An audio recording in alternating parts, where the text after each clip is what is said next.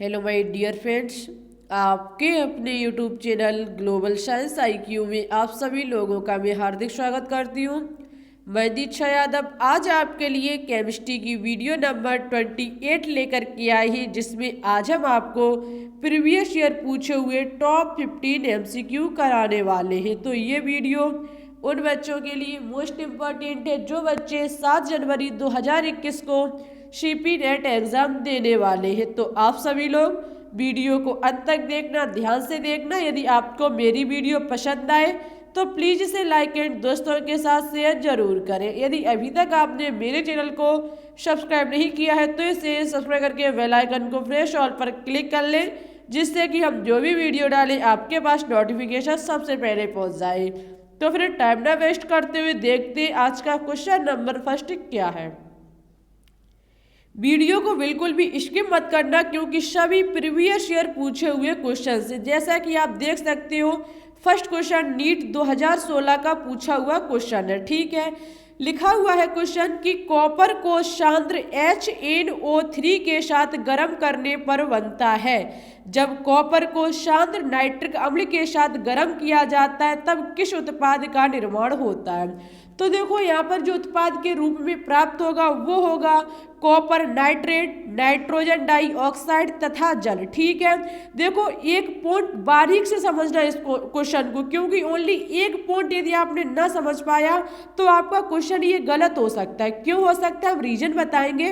देखो जैसे कि यहाँ पर लिखा हुआ है जब कॉपर धातु को सांद्र नाइट्रिक अम्ल, जो नाइट्रिक अम्ल लिया जा रहा है वो सांद्र है, ठीक है, उसके साथ जब गर्म करते तब आपका कॉपर नाइट्रेट और जो यहाँ पर लिखा हुआ है नाइट्रोजन डाइऑक्साइड और जल जो होता है वो बनके तैयार होता है। और यदि यहाँ पर एक चीज दे दी जाए, यदि कॉपर को तन नाइट्रिक अम्ल के साथ गर्म किया जाता है तब किसका निर्माण होता है, तो याद रखना जब तन के साथ गर्म किया जाएगा कॉपर को, जब तन नाइट्रिक अम्ल के साथ कॉपर को गर्म किया जाएगा तब बनके तैयार होगा कॉपर नाइट्रेट जो यहाँ लिखा हुआ है, और बनके तैयार आपका होगा नाइट्रोजन मोनोऑक्साइड NO और जल निकलेगा। ओनली एक चीज का फर्क है, जब सांद्र के साथ गर्म किया जाता है तब नाइट्रोजन डाइऑक्साइड बनके तैयार होता है, जबकि तनु के साथ जब गर्म किया जाता है तब नाइट्रोजन मोनोऑक्साइड बनके तैयार होता है। तो क्वेश्चन को बारीक से पढ़ना, बारीक से समझना। ठीक है, ये नीट 2016 का पूछा हुआ क्वेश्चन है। आगे देखते हैं नेक्स्ट क्वेश्चन को। नेक्स्ट क्वेश्चन लिखा हुआ है तनु तथा सांद्र नाइट्रिक अम्ल के साथ जिंक की अभिक्रिया द्वारा क्रमशः उत्पन्न होते हैं। जब तनु और सांद्र नाइट्रिक अम्ल के साथ जिंक की अभिक्रिया कराई जाती है तो क्रमशः कौन से उत्पाद बनके तैयार होते हैं। तो याद रखना जब तनु नाइट्रिक अम्ल के साथ जिंक की अभिक्रिया कराई जाएगी तब आपका बनके तैयार होगा नाइट्रस अम्ल, और जब सांद्र नाइट्रिक अम्ल के साथ जिंक की अभिक्रिया कराई जाएगी तो नाइट्रोजन डाइऑक्साइड बनके तैयार होगा। ठीक है, नाइट्रस ऑक्साइड और नाइट्रोजन डाइऑक्साइड दोनों पॉइंट याद रखना। तन और सांद्र मोस्ट इंपॉर्टेंट है। तन का मतलब होता है पतला और सांद्र का मतलब होता है गाढ़ा। ठीक है, जब पतले और गाढ़े का फर्क है, जब पतले नाइट्रिक अम्ल को लिया जाएगा या फिर गाढ़े नाइट्रिक अम्ल को लिया जाएगा तो उत्पाद जो होगा वो परिवर्तित हो जाएगा। पहले कुछ बनता था अब बनके कुछ और तैयार होगा। ठीक है, आई होप आपको समझ में आ रहा होगा। आगे देखते हैं। आगे लिखा हुआ है यूपी CPMT 2012 का पूछा हुआ क्वेश्चन है कि निम्नलिखित में से सबसे कम क्षारीय है। निम्नलिखित में से सबसे कम क्षारीय है, तो इस क्वेश्चन का जो ऑप्शन नंबर ए होगा वो राइट होगा। नाइट्रोजन ट्राइफ्लोराइड जो है NF3 ये सबसे कम क्षारीय यौगिक है। ठीक है, आगे देखते हैं। प्लीज यदि आपको मेरी वीडियो अच्छी लगे तो लाइक करना, दोस्तों के साथ शेयर जरूर करना, जिससे कि उनकी भी हेल्प हो जाए मेरे द्वारा। ठीक है, आप देख सकते हो सभी प्रीवियस ईयर पूछे हुए क्वेश्चन है। तो जैसा कि नेक्स्ट क्वेश्चन लिखा हुआ है नीट 2016 का पूछा हुआ क्वेश्चन कि निम्न में से अम्लता का सही क्रम है। निम्न में से अम्लता का सबसे सही क्रम है। इस क्वेश्चन का ऑप्शन नंबर ए जो होगा वो राइट होगा। जो देखो HClO है, इसकी अम्लता जो होगी वो सबसे कम होगी, उसके बाद HClO2 की उससे भी अधिक, उसके बाद HClO3 की उससे भी अधिक, जबकि HClO4 की सबसे अधिक अम्लता होगी। तो ये क्रम जो है वो राइट है अम्लता के। तो देखते हैं नेक्स्ट क्वेश्चन को, ऑप्शन नंबर ए होगा वो इस क्वेश्चन का राइट होगा। नेक्स्ट क्वेश्चन है नीट 2013 का पूछा हुआ क्वेश्चन कि निम्न में से कौन गर्म करने पर ऑक्सीजन मुक्त नहीं करता है। निम्न में से किसे गर्म करने पर ऑक्सीजन मुक्त नहीं करता है। तो जब NH42Cr2O7 को गर्म किया जाता है तब ये ऑक्सीजन गैस को मुक्त नहीं करता है। इसकी जब क्रिया कराई जाती है तब N2 तथा Cr2O3 और H2O बन के तैयार होता है, ना कि ऑक्सीजन। ठीक है, याद रखना नीट 2013 का पूछा हुआ क्वेश्चन है। जब NH4 का होल ट्वाइस Cr2O7 को गर्म किया जाता है तब नाइट्रोजन, क्रोमियम ऑक्साइड और जल बन के तैयार होता है, इससे ऑक्सीजन मुक्त नहीं होती है। आगे देखते क्या है क्वेश्चन। आगे क्वेश्चन है UPCPMT 2012 का पूछा हुआ क्वेश्चन कि निम्नलिखित में से कौन KVR के साथ अभिक्रिया करने पर ब्रोमीन गैस मुक्त करता है। निम्नलिखित में से कौन पोटेशियम ब्रोमाइड के साथ अभिक्रिया करने पर ब्रोमीन गैस मुक्त करता है। तो देखो जब क्लोरीन की क्रिया किसके साथ कराई जाती है, पोटेशियम ब्रोमाइड के साथ, तब पोटेशियम क्लोराइड और ब्रोमीन गैस बाहर निकलती है। हम रिएक्शन करके दिखाते हैं। जब KVR की क्रिया Cl2 के साथ कराई जाती है तब KCl प्लस Vr2 बन के तैयार होता है। ठीक है, तो याद रखना जब क्लोरीन की क्रिया पोटेशियम ब्रोमाइड के साथ कराई जाती है तब पोटेशियम क्लोराइड और ब्रोमीन गैस बाहर निकलती है। ठीक है, आगे देखते हैं क्या है। आगे क्वेश्चन है कि निम्नलिखित में से कौन सर्वाधिक अम्लीय है। निम्नलिखित में से कौन सर्वाधिक अम्लीय है। तो H2TE जो होगा वो सर्वाधिक अम्लीय यौगिक होगा। ऑप्शन नंबर डी होगा वो इस क्वेश्चन का राइट होगा। हाइड्रोजन टेल्यूराइड, ठीक है, हाइड्रोजन टेल्यूराइड जो है वो सर्वाधिक अम्लीय यौगिक है। आगे देखते हैं क्वेश्चन को। मोस्ट इंपॉर्टेंट क्वेश्चन है कि निम्नलिखित में से F ब्लॉक का तत्व है। निम्नलिखित में से F ब्लॉक का तत्व है। तो जो न्यूडीमियम होगा हमारा ND, जो न्यूडीमियम एलिमेंट जो होगा वो F ब्लॉक का तत्व होगा। ऑप्शन नंबर डी होगा वो राइट होगा। इसका परमाणु क्रमांक 60 होता है। ठीक है, जब इसका इलेक्ट्रॉनिक विन्यास किया जाता है तो इसका जो अंतिम कोश होता है वो 4F में प्रवेश करता है।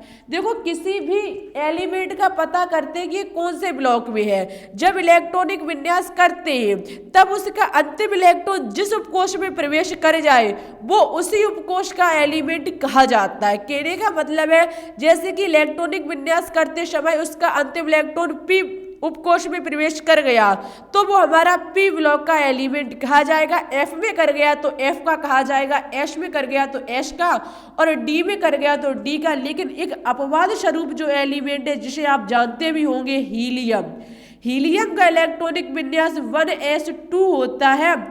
जो अंतिम इलेक्ट्रॉन इसका जो है वो S उपकोष में प्रवेश किया, लेकिन तब भी हम इसे P ब्लॉक के अंतर्गत रखते। ऐसा इसलिए है क्योंकि ये एक अक्रिय गैस है जो कि सभी अक्रिय गैसों को P ब्लॉक में स्थान दिया गया है, शून्य वर्ग में। ठीक है, तो ये एक अपवाद स्वरूप एलिमेंट है जो कि यह हीलियम, जबकि अन्य 117 एलिमेंट का यही क्रम है। जो जिस उपकोष में उनका अंतिम इलेक्ट्रॉन प्रवेश करेगा वो उसी उपकोष का एलिमेंट कहा जाएगा। ठीक है, आई होप आपको समझ में आ गया होगा। आगे देखते हैं। आगे लिखा हुआ है कि निम्नलिखित लेंथेनॉइड में रेडियो एक्टिव तत्व है। निम्नलिखित लेंथेनॉइड में रेडियो एक्टिव तत्व है। इस क्वेश्चन का ऑप्शन नंबर बी होगा प्रोमीथियम। जो प्रोमीथियम है वो एक रेडियो एक्टिव तत्व है लेंथेनॉइड श्रेणी का, ठीक है। एम ब्लॉक की दो श्रेणियां होती है, लेंथेनॉइड और एक्टिनॉइड। ये हमारा एक्टिनॉइड जो ये हमारा पीएम है वो लेंथेनॉइड श्रेणी में रेडियो एक्टिव तत्व है जिसका परमाणु क्रमांक 61 होता है, ठीक है। देखते हैं नेक्स्ट क्वेश्चन को। नेक्स्ट क्वेश्चन है कि डी ब्लॉक के तत्वों में सर्वाधिक घनत्व किस तत्व का होता है। डी ब्लॉक के तत्वों में सर्वाधिक घनत्व किस तत्व का होता है। तो जो ऑस्मियम होता है वो डी ब्लॉक में के सभी एलिमेंट में इसका जो घनत्व होता है वो सर्वाधिक होता है। ऑप्शन नंबर सी होगा, वो राइट होगा, OS ऑस्मियम, ठीक है। नेक्स्ट क्वेश्चन को देखते हैं क्या है। मोस्ट इंपॉर्टेंट क्वेश्चन है कि निम्न अभिक्रियाओं में ZnO क्रमशः कार्य करेगा। निम्न अभिक्रिया में जो ZnO जिंक ऑक्साइड होगा वो क्रमशः कार्य करेगा। तो ये जो क्रमशः कार्य करेगा वो अम्ल तथा क्षारक के रूप में करेगा, अम्ल और क्षारक के, ठीक है। जब जिंक ऑक्साइड की क्रिया Na2O के साथ कराई जाती है तो ये अम्ल की भांति कार्य करता है, जबकि ये इसकी क्रिया CO2 क्षार की भांति जबकि CO2 क्षार की भांति व्यवहार करता है, इसलिए एक उभयधर्मीय ऑक्साइड है। ऑप्शन नंबर बी होगा, वो इस क्वेश्चन का राइट होगा कि जो हमारा जिंक ऑक्साइड है वो यहाँ पर अम्ल और क्षारक के रूप में कार्य करेगा, ठीक है। फर्स्ट में ये अम्ल के रूप में और सेकंड में यहाँ पर ये क्षारक के रूप में कार्य कर रहा है। आगे देखते हैं। आगे क्वेश्चन है कि यौगिक का वह युग्म जो एक साथ विद्यमान रह सकता है, इनमें से कौन सा यौगिक का एक ऐसा युग्म है, ऐसा जोड़ा है जो एक साथ विद्यमान रह सकता है। मोस्ट इंपॉर्टेंट क्वेश्चन है। तो देखो जो हमारा ऑप्शन नंबर सी है, आयरन क्लोराइड और स्टेनिस क्लोराइड, इन दोनों जोड़ों को हम एक साथ विद्यमान कर सकते हैं। इन दोनों को विद्यमान करके हम रिएक्शन को संपन्न कर सकते हैं। ऑप्शन नंबर सी होगा, वो राइट होगा। वेरी इंपॉर्टेंट क्वेश्चन है ये आपके एग्जाम के लिए, ठीक है। देखते हैं नेक्स्ट क्वेश्चन को। UPCPMT 2012 का पूछा हुआ क्वेश्चन, ध्यान से सुनना कि लोहे की निष्क्रियता का कारण है। लोहे की निष्क्रियता का कारण है तो देखो इसका जो कारण है वो है आयरन ऑक्साइड Fe3O4। होता क्या है, जब लोहे पर आयरन ऑक्साइड की परत चढ़ा दी जाती है तो ये निष्क्रिय हो जाता है, मींस किसी से क्रिया नहीं कर पाता है। क्वेश्चन पूछ रहा है कि लोहे के निष्क्रियता का कारण क्या है, तो इस पर आयरन ऑक्साइड की लेप कर दिया जाता है, परत चढ़ा दी जाती है, जिससे ये किसी से क्रिया नहीं करता है और ये निष्क्रिय रूप धारण कर लेता है, ठीक है। आई होप आपको समझ में आ गया होगा। देखते हैं नेक्स्ट क्वेश्चन को। नेक्स्ट क्वेश्चन है कि निम्नलिखित में से कौन सा वाह्यतम इलेक्ट्रॉनिक विन्यास हैलोजन तत्व को प्रदर्शित करता है। निम्नलिखित में से कौन सा वाह्यतम इलेक्ट्रॉनिक विन्यास हैलोजन तत्व को प्रदर्शित करता है। इस क्वेश्चन का ऑप्शन नंबर डी होगा, वो राइट होगा, NS2P4। ये हमारा जो यहाँ पर लिखा हुआ इलेक्ट्रॉनिक विन्यास ये हैलोजन तत्व का होगा। आपको पता है हैलोजन परिवार के सभी एलिमेंट के वाह्यतम कोश में 7 इलेक्ट्रॉन पाए जाते हैं, ठीक है। तो वो इसी का यही क्रम होता है इलेक्ट्रॉनिक विन्यास का। इलेक्ट्रॉनिक विन्यास जो होता है ये हैलोजन परिवार को प्रदर्शित करता है, ठीक है। देखो आज की वीडियो हम आपके लिए बहुत मेहनत करके लाए हैं। सभी प्रीवियस ईयर पूछे क्वेश्चनों को निकालने में बहुत टाइम लगता है, जब बहुत सारी किताबों को पलटते हैं तब कहीं क्वेश्चन जाकर के मिलते हैं। तो प्लीज वीडियो को ज़्यादा से ज़्यादा शेयर करें, अपने दोस्तों के साथ इस चैनल को ज़्यादा से ज़्यादा शेयर करें। आगे देखते हैं आज का नेक्स्ट और लास्ट क्वेश्चन, नीट 2016 का पूछा हुआ क्वेश्चन, जिसका आंसर आपको मेरे कमेंट बॉक्स में देना होगा कि निम्नलिखित में से कौन सा क्रम हैलोजन अणुओं की आबंध वियोजन एंथैल्पी के लिए सही है। इसका क्वेश्चन, इसका जो आंसर होगा वो आपको कमेंट बॉक्स में देना होगा, ठीक है। वीडियो अच्छी लगी हो तो लाइक करें, दोस्तों के साथ शेयर करें। मेरे चैनल पर न्यू हो तो चैनल को सब्सक्राइब करके बेल आइकन को प्रेस ऑल पर क्लिक कर लें, जिससे कि हम जो भी वीडियो डालें आपके पास नोटिफिकेशन सबसे पहले पहुंच जाए। आपसे रिक्वेस्ट है ज़्यादा से ज़्यादा इस चैनल को अपने दोस्तों के साथ शेयर करें, ठीक है। हम इसी प्रकार आपके लिए डेली वीडियो लेकर के आते रहेंगे। आपको शाम 7 बजे के समथिंग दूसरी वीडियो भी मिल जाएगी, जिसके लिए आप रेडी रहना। ठीक है, फिर चलते हैं। Thanks for watching this video. जय हिंद, जय भारत।